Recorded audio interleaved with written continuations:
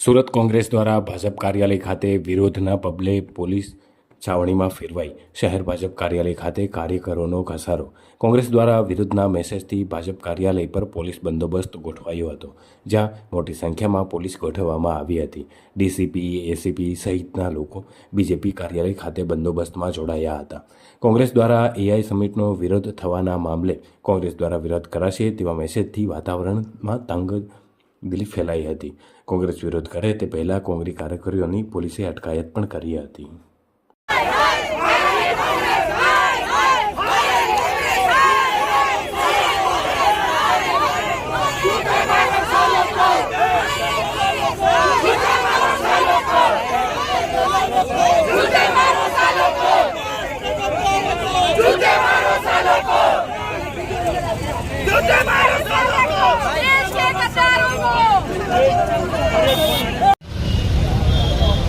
याद नहीं ऐसे कदा